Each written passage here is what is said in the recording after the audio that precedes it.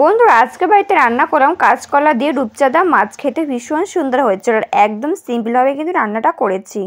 তো প্রথমে এখানে কাঁচকলা আলু কিন্তু কেটে নিয়েছি কাঁচা লঙ্কা, তারপর তার মধ্যে সামান্য পরিমাণে জল দিয়ে আর আমি কিছুটা পরিমাণে হলুদ দিয়ে কিন্তু ভালো করে কাঁচকলাগুলো ধুয়ে নেব, যাতে কালো না হয়ে যায়। এরপর প্রেসার কুকারে কিন্তু সব কিছু একসঙ্গে দিয়ে দেবো, দিয়ে কিন্তু আমি সিটি মেরে নেব। ওই যে প্রথমে বলেছি একদম সিম্পল রান্না, যদি প্রথমে যদি সিদ্ধ করে নেওয়া হয় তাহলে কিন্তু রান্নাটা একদমই সহজ হয়ে যায়।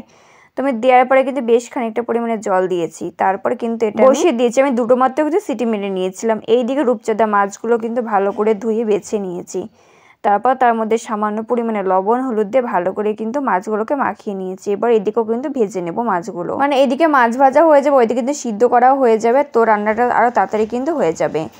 তো মাছগুলো লবণ মাখিয়ে এরপর কড়াই দিয়েছি বেশ খানিকটা পরিমাণে তেল, তারপর রূপচাঁদা মাছগুলো দিয়ে এপিট ওপিট করে একটু ভেজে নেব।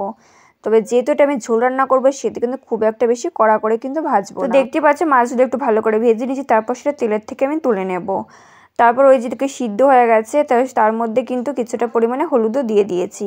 তারপর এইদিকে কড়াইয়ে কিছুটা পরিমাণে মাছ ভাজার তেল দিয়েছি আর দিয়েছি সাদা জিরেটা দিয়ে হালকা নাড়াচাড়া করে দিলাম। আমি কিন্তু এখানে অতিরিক্ত কোনো মশলা দেবো না, তো এই যে প্রথমে কিছুটা ভাজা জিরে কিন্তু আমি তুলে রেখেছিলাম, সেটা লাস্টে ডোলে কিন্তু আমি ঝুলেতে দিয়ে দেবো তার জন্য। এরপর এর মধ্যে ধীরে দিলাম সিদ্ধ করে রাখা আলু আর কলা, ঢেলে দেওয়ার পর সামান্য পরিমাণে মানে স্বাদ মতো কিছুটা পরিমাণে লবণ দিলাম, দিয়ে কিন্তু আমি 10 মিনিটের জন্য ঢেকে দিয়েছিলাম।